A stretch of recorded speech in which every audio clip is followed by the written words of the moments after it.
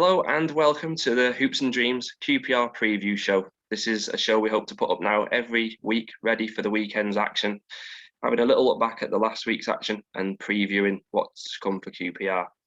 I'm James and I'll be joined by Dave throughout the season as we host this show for you. We're going to start with a little look back at the opening weekend of the season. We, of course, had the usual demise of QPR at Blackburn. We had no corners, we had no shots on target. It's hard to get an atmosphere going. Obviously, once you get corners, usually the crowd can get into the game and try and cheer the team on. It just wasn't happening. Personally, I was disappointed in a few of the performances. Maybe Kenneth Parle, I was maybe expecting more. Ilias Chair wasn't his usual self. I don't think any of our players were above a 6 out of 10. So there's a lot to improve on going forward. Dave, I know you were away, but what's the feedback been from the QPR fans that you've been speaking to this week? Yeah, sounded like pretty much the same as the end of last season. Like not creating a lot, slow in midfield. And then as soon as we conceded a goal, it was kind of, oh, well, here we go again. And we always lose at Blackburn, but I kind of thought there'd be a bit more about us. There was a few players that got an opportunity last week that they might not have expected, like Shadipo got a game. Probably wouldn't have expected to start. He didn't really take his chance.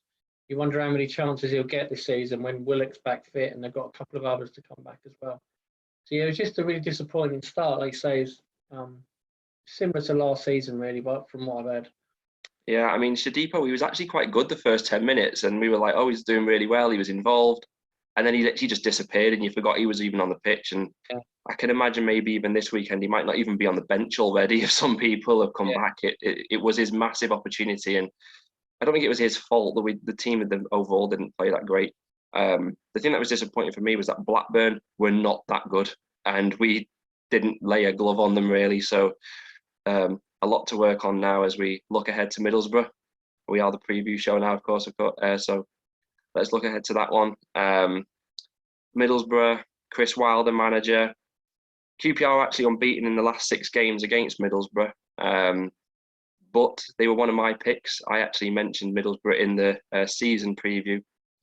They did tail off towards the end of last season. They only got 2 wins in the last 8, and they started this season, of course, with a draw. They were superb, I thought, in the match at Loftus Road in February. We were lucky to get a draw without Joe Lumley passing the ball straight to Chris Willock. I don't think we'd have got anything from that match.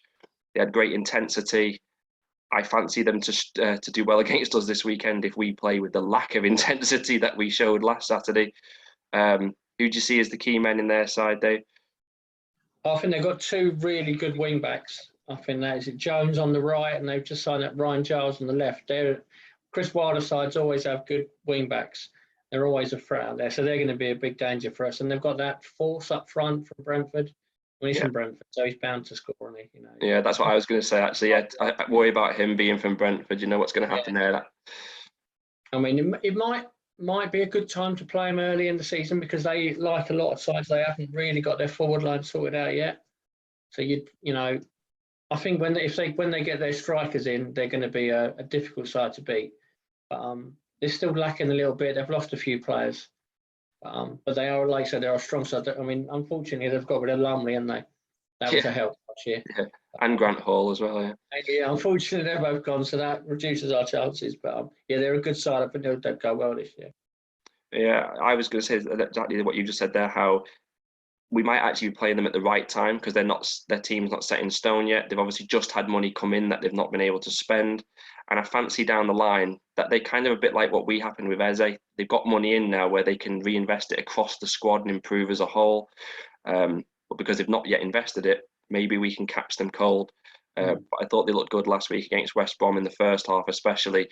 And I literally was watching that after having seen us and was thinking, if they play like that against us and we play how we did, like I said, we could end up getting battered, to be honest. We're going to have to really step it up. I suppose that brings us on to QPR. And are you expecting it to be the same QPR lineup as last week? I think a lot of them will be the same. I would like to see a bit more in midfield, a bit of a change. It was very one-paced last week. The 3 players are all very similar. So I'd like to see if he's fit, Taylor Richards come in, or Luke Amos if he's back fit. A lot depends on injuries. We don't know about how close these people are. Chris Willock's supposed to be coming back soon, so we'd like to see him involved. But I think the bulk of the team will probably be the same. I think the only changes might be maybe Dazelle drops out and Chadipo. Probably go one more game with Dykes. He's starting to frustrate me a little bit. I feel for him a bit that we don't really create anything for him, but he doesn't really help himself a lot of the time either. So on Saturday I did feel sorry for him because he had a poor game generally, but no one helped him to have a good game. The amount of times he made a really good run off the shoulder of the defender and had his arm out like pass to me, and no one was giving it to him. So it's hard to judge him in some respects because we don't service him as we should. But at other times he's just wandering around, not challenging for some headers. And then I noticed just before he was getting subbed, he was then suddenly like chasing down the goalkeeper. He's a strange player sometimes, isn't he? But we didn't help him at times. I completely agree with what you're saying about the midfield as well. Last week, it just didn't work. I presume with us having 3 in the centre of midfield, the idea is for 1 to sit and 2 to push forward. Last week, they were like having 3 defensive midfielders. They were not pushing forward. They weren't crossing the halfway line. It meant we had no momentum at all. Like every time Rob Dickey, and he did it maybe 5 to 10 times in the game, pushed beyond Johansson, but he's also pushing back beyond Dazelle and Field as well. So then Dickey, all he's got in front of him is just either a ball over the top for Dykes or turn back and it's just. I know it was game 1 for the manager, and obviously they're going to work on it and see what we've seen this week and try and get rid of some of those mistakes they were making. But yeah, it's a concern when you're thinking, right, we didn't play great. What can we change? And I came to the same conclusion as you, that there's probably not going to be that many changes in the team. Yeah. I think it will be Dazelle drops out, Chadipo. I know some people I've seen on the forum have been saying that Bond should come in for Dykes, but I think like you said, he'll give Dykes another go, especially because Middlesbrough play 3 at the back. Your thoughts ahead of the match in general? Well, I think, like you said, it's going to be a tough game. They're a good side, but it's our first home game. They've got they're opening the stand bowls, stand up. So, and they've got is it Chloe's coming, who won the World Cup for England last week at half time. So hopefully it's going to be a big positive day, and we can get a win. But I think it'll be a draw. I think we're going to lose. Like I said, I just think Middlesbrough. I think we're still trying to get in our stride. I think we need a fast start because, like you're saying there, the crowd might actually be good vibes around. Everyone's feeling good. They've been introduced to stand and stuff. If Middlesbrough score early in the game, if it's anything like last week, as soon as Blackburn scored, not only were the team clearly deflated, you could sense in the crowd as well. We all just knew it was inevitable, and I hope we can avoid that. Maybe get ahead, give the crowd something to cheer about, and get an atmosphere going that Loftus Road is obviously famous for. One last thing on the team: do you expect Amos, Willock, Roberts, any of them to start, or are you thinking they might make the bench at best? Maybe the bench. I think did Richards come on last week, didn't he? He came on, yeah. So I think he might start. So he must be quite close to fitness.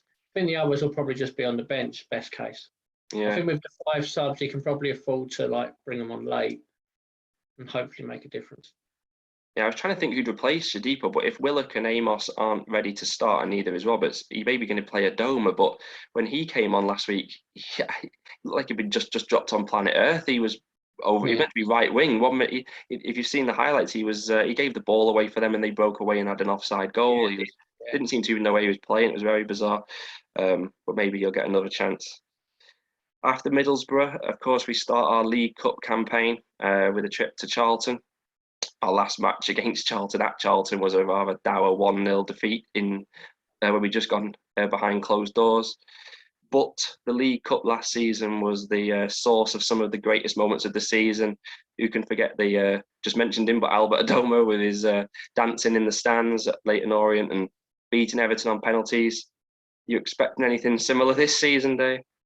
I hope so, because I'm going on Tuesday. But I think it'd be interesting to see what he does with the team. I thought Warburton last year, in the last couple of years, he got the cup selections right. It's a good balance between giving a few youngsters a go and having some experienced ones in, so not just thrown in and going to get slaughtered. So hopefully he does it again. I'd expect a few of Sinclair Armstrong's probably going to start. You'd think he's been around the team a lot in the last couple of weeks. Maybe Charlie Owens as well. been around a lot in the friendlies. But you'd hope of quite a few of the senior ones in, because we didn't play that many strong teams pre-season, so I think they do need these games. And it's good to get wins on the board early. Yeah, I think the match on Saturday could dictate what he plays a little bit, because if we lose, he probably needs to get a win on board, doesn't he? Get a bit of confidence in the squad and stuff. But I actually think I agree with what you said. Warburton last year was only making maybe 3, 4, 5 changes in the cup, and it did us a favour in the League Cup. I actually fear he might make a whole 11 changes, because he's still trying to assess the team. I think he wants to maybe give players a chance and say, right, this is all of your chance tonight to try and lay your marker down. But I think that would go against us if he does that, because it never tends to work, does it, at this level when you make that many changes? No, it's hard. It's tough on the players that come in, because there's no regular players alongside them. They'll probably feel like, well, it's just the under-23 team, so it's not. It never normally works when they make the wholesale changes. Yeah, it's like if he brings in Jimmy Dunn but plays him alongside Dickey, that would work. But if he brings in Dunn and he's having to play alongside Gubbins or Masterson, it's too many changes, especially if they've then got Joe Walsh behind them, who would effectively be making his first team debut. Yeah. At this stage, I would worry about our chances, because I do expect him to make quite a lot of changes, just because he's early in his managerial job. I think he wants to see the players. Yeah. I think we could be knocked out early this year. Your thoughts? Yeah, I'm not overly confident. We don't normally win a Charlton. We got a pretty poor record there. I'd go the same. I think I wouldn't do it. I think he will make a lot of changes. I think you're right. And I think we'll probably go out early. Yeah, well, we'll see where we are this time next week when we all reconvene. We'll have another preview show next week, ready for next weekend, and we're up against Sunderland. Join us for that. Like I say, we're going to be here all season long. You have stats on the screen that you can see, like you've seen tonight. Get on our forum, share your views. Come on, you ours. We know who we are. You know who we are. We are QPR.